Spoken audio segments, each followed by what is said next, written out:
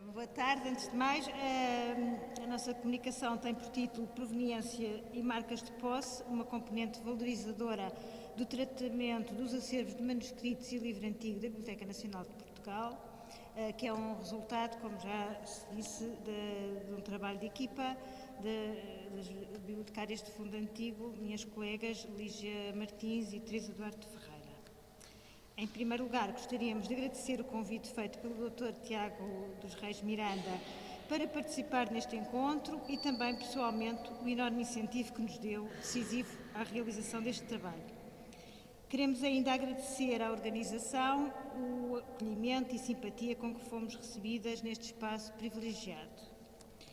Pretendemos, com esta apresentação, divulgar o trabalho realizado na Biblioteca Nacional relativamente à identificação e recuperação da proveniência e marcas de posse, privilegiando, sobretudo, questões técnicas, sistematizando a aplicação e adaptação das normas internacionais, assim como o registro deste tipo de informação em catálogos e índices, recentrando igualmente algumas opções e questões metodológicas.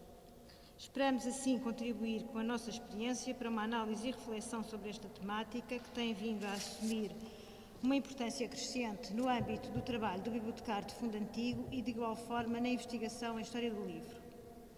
De facto, a sua relevância é bem compreendida por David Pearson, autor de referência já citado hoje, que considera este campo de investigação motivador de crescente interesse e em pleno desenvolvimento, sendo atualmente uma área de estudo fundamental para a história das bibliotecas, do saber e da cultura. Este é, de resto, um tema que temos sucessivamente tratado em vários estudos publicados nos últimos anos, desde 2002, em que assumidamente se analisaram as marcas de posse como uma dimensão essencial e com estatuto próprio. Salientamos a análise das marcas de posse e anotações autógrafas do matemático Pedro Nunes, a proveniência dos manuscritos produzidos na aula da esfera do Colégio de Santo Antão da Companhia de Jesus em 2008, mais recentemente a dos livros de horas da Biblioteca Nacional de Portugal e da Biblioteca Pública de Évora em 2014, e ainda em 2016 o texto publicado no catálogo sobre as Bíblias românicas e góticas, também destas mesmas instituições, destacando as livrarias dos grandes colecionadores Frei Manuel do Cenáculo e Dom Francisco de Melo Manuel Cabrinha.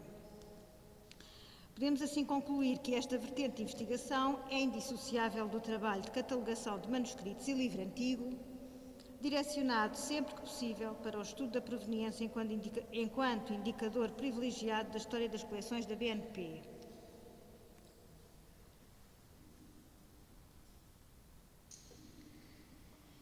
São várias as disposições normativas que contemplam o registro da proveniência e é a partir dessa análise e reflexão que, em maior ou menor grau, se tem vindo a fundamentar a prática catalográfica seguida na Biblioteca Nacional de Portugal. Referimos-nos em concreto e, em primeiro lugar, à segunda edição das Anglo-American Cataloging Rules, nomeadamente a versão 2004, onde se prevê a recuperação dos elementos indiciadores da proveniência no que respeita ao livro antigo, manuscritos e iconografia.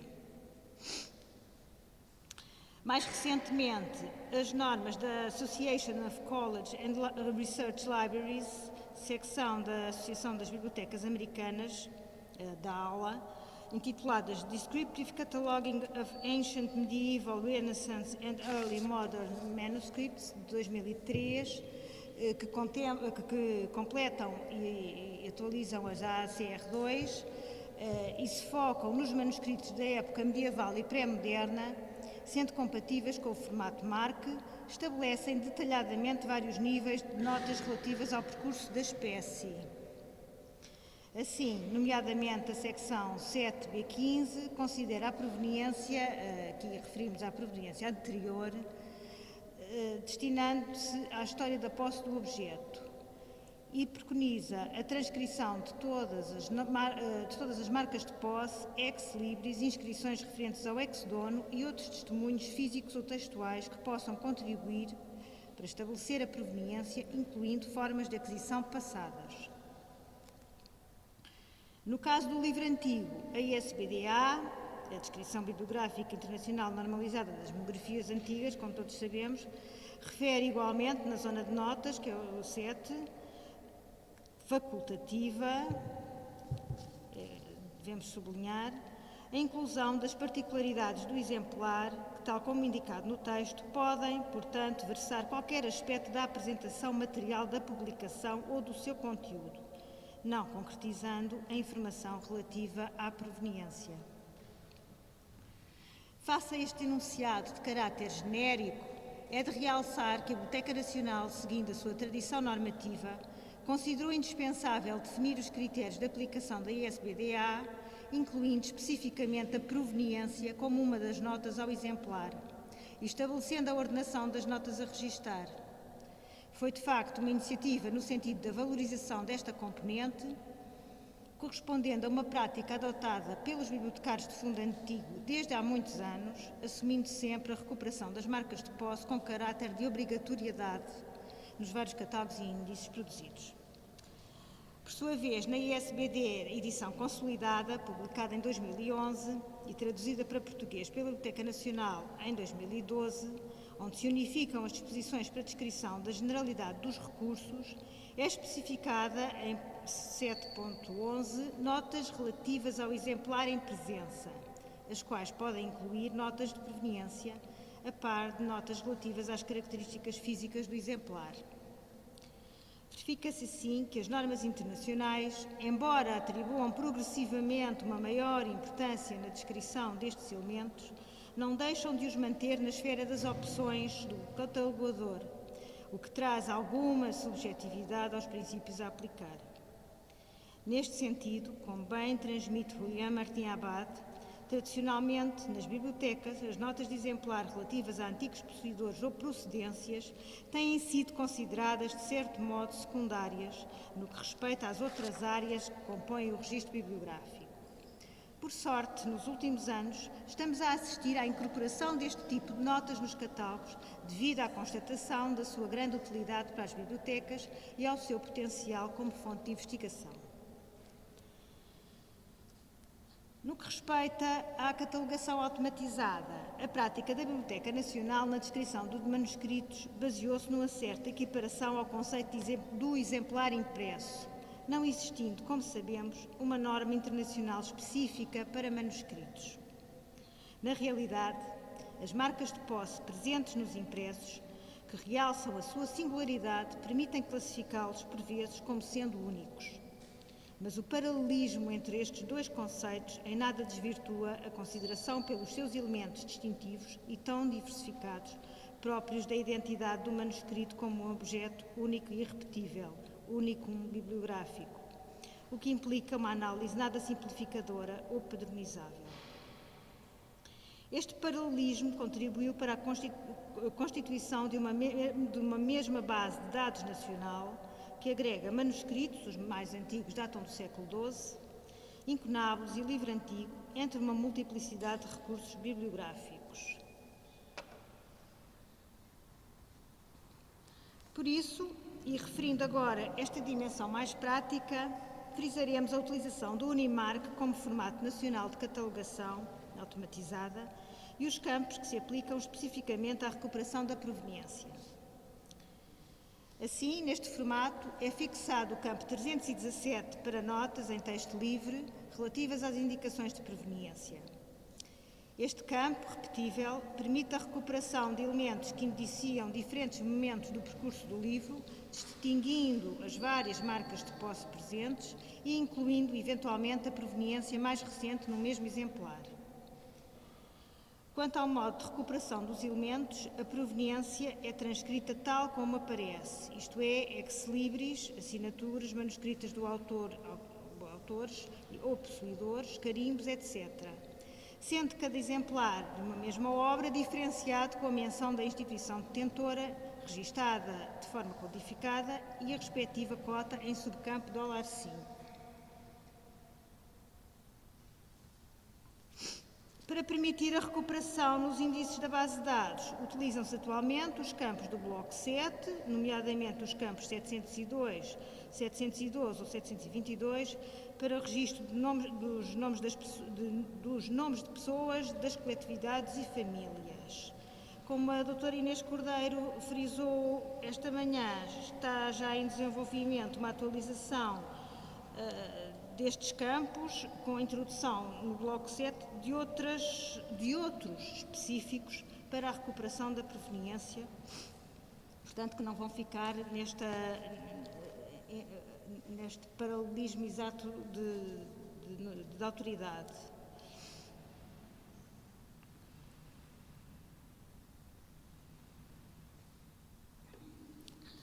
Para uma melhor contextualização, devemos aqui considerar as diferentes tipologias de marcas de posse. Aquela que mais frequentemente ocorre é o registro manuscrito de um nome. Trata-se de um modo quase natural de inscrever a posse e, assim sendo, é compreensivelmente o mais comum, podendo assumir a forma de assinatura autógrafa. Esse registro poderá também indicar uma instituição como antigo possuidor, o qual, no caso do INP, respeita maioritariamente às livrarias dos distintos conventos, cujo levantamento e estudo foi magistralmente desenvolvido por Fernanda Campos. Estas marcas de posse podem ser constituídas apenas por um nome completo ou um elemento do nome, ou constar nelas uma breve frase ou determinado detalhe relacionado com a aquisição ou com o proprietário, sendo geralmente registadas na folha de rosto ou ainda nas folhas de guarda iniciais. O carimbo, muito utilizado, assinala também a proveniência dos antigos conventos e verifica-se frequentemente no caso de livrarias particulares, incluindo ou não uma legenda ou nome, desenho ou símbolo, podendo estes elementos aparecer associados. De facto, uma das componentes fundamentais na constituição das coleções da RBPC foi a incorporação de doações e compras de livrarias particulares, ocupando, como referimos, um lugar cimeiro a livraria de Dom Francisco de Melo Manuel Cabrinha, cujos livros exibem um carimbo oblongo, livraria de Dom Franco Manuel, produzido pela instituição proprietária a quando da sua incorporação. Destaca-se igualmente a aquisição de outras livrarias particulares, como as pertencentes à Casa dos Condes de Tarouca, adquirida em 1971, ou à Casa de Cadaval. Mais recentemente, salienta-se a compra de parte substancial da livraria de Vítor Mará da Ávila Pérez, que reuniu uma biblioteca considerada, nas palavras de Arnaldo Henriques de Oliveira, livreiro que a comercializou entre 1930 e 40, o mais extraordinário e maravilhoso conjunto que no nosso país se formou. Iremos daqui a pouco ver o Ex Libris de Vítor Ávila Pérez. O Ex Libris, por sua vez e em rigor, caracteriza-se na maior parte dos casos pela presença da fórmula em latim Ex Libris, acompanhada do nome do proprietário e adicionalmente incorpora o desenho de uma figura alegórica ou simbólica e uma legenda ou divisa associada aos seus gostos ou funções. Elementos, na maior parte dos casos, impressos ou estampados sobre uma etiqueta de papel colada na contracapa do volume. Este tipo de marca aparece com regularidade a sinalizar as livrarias particulares.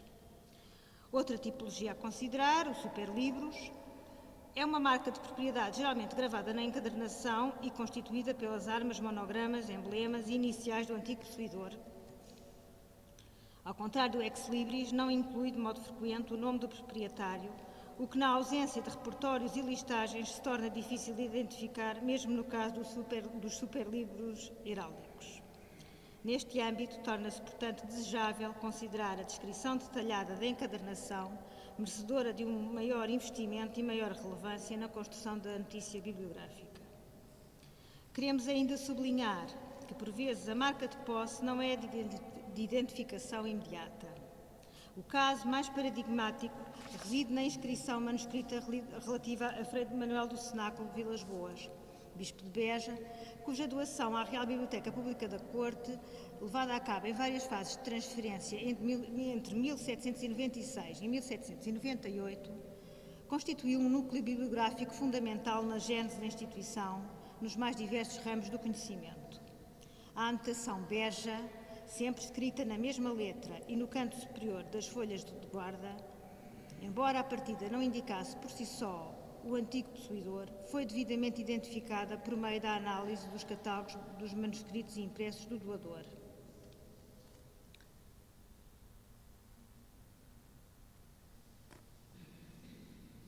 Ela está ali ampliada, está um bocado desfocada, mas é sempre a letra no topo das folhas, esta mesma caligrafia.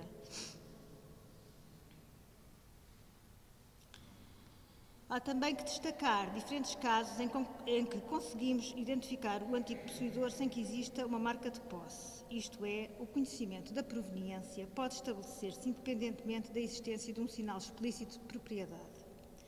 Nesse caso, outros fatores, como uma cota topográfica, característica, um tipo específico de encadernação, para além da informação que possa constar nos arquivos das instituições, permitem inferir e estabelecer qual o antigo possuidor.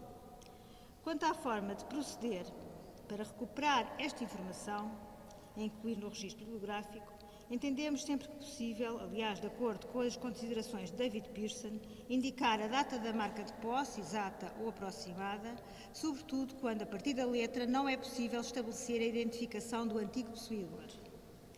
De igual modo, procuramos que as inscrições sejam documentadas mediante a sua transcrição integral, o que requer ao bibliotecário formação paleográfica, como já vimos um exemplo hoje, e desenvolvendo abreviaturas entre parênteses retos, assim como a indicação da sua localização no livro, para além de outro qualquer sinal particular.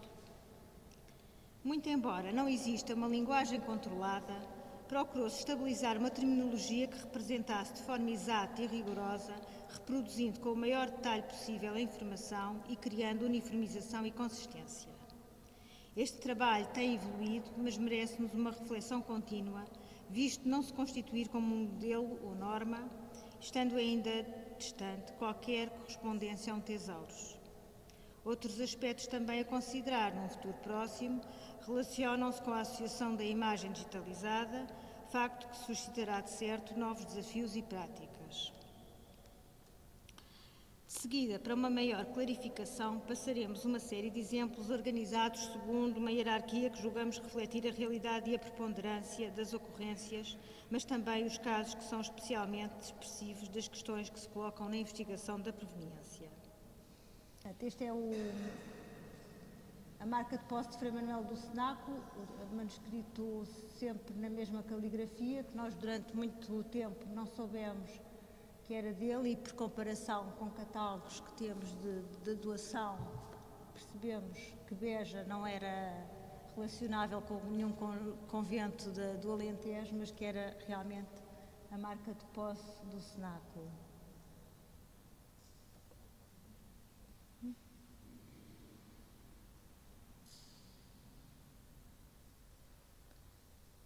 Aqui é o registro com o campo 317, onde se registra a marca, entre aspas, e depois no 702, por enquanto, que é a autoria secundária com o $4, código para antigo possuidor.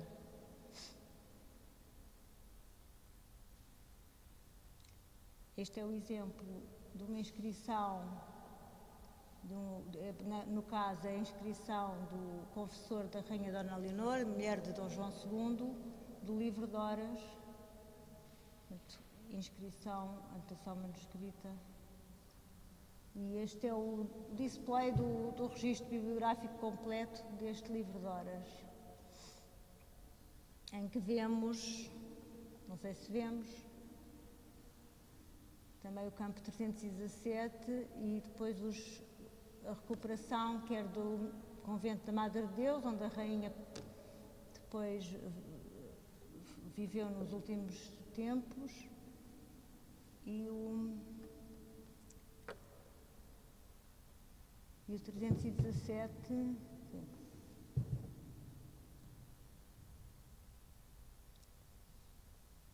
Aqui temos uma dupla proveniência, a proveniência imediata com que entrou na Biblioteca Nacional, entrou por permuta e por isso tem o carimbo da Torre do Tombo, sendo que este livro de horas é proveniente da livraria do Mosteiro de Alcobaça. Portanto, uma proveniência mais recente e uma proveniência original.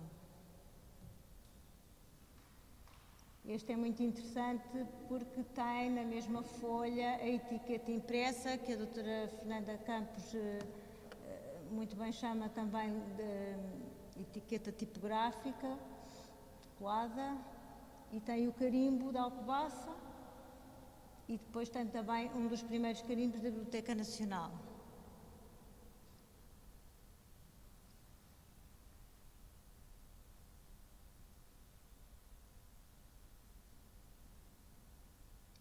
Aqui é o registro com as várias marcas de posse.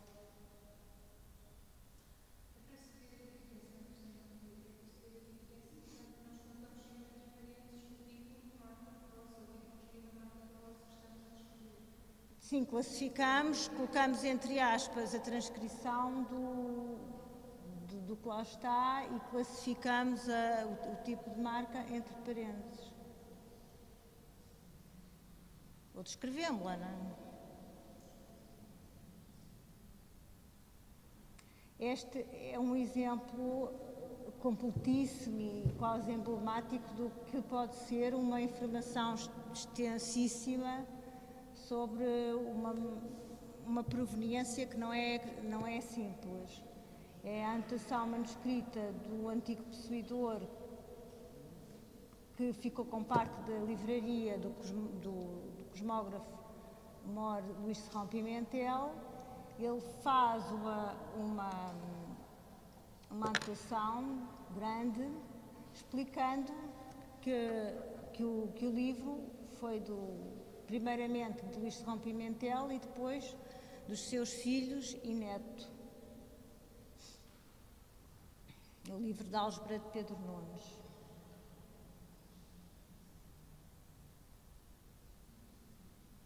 Esta é toda a transcrição da anotação.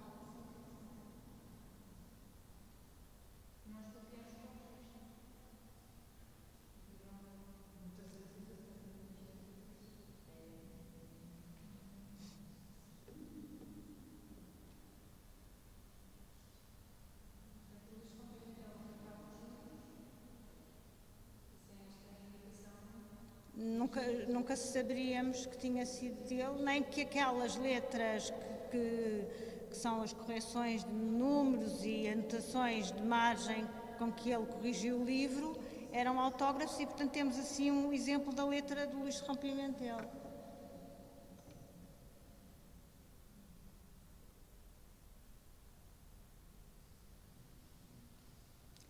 Este é um ex-libris daquela importante livraria que foi comprada nos anos 40, de Vítor Ávila Pérez, um típico ex-libris, que tem a curiosidade de ter ali a localização que tinha na biblioteca dele, o número, a estante e a prateleira.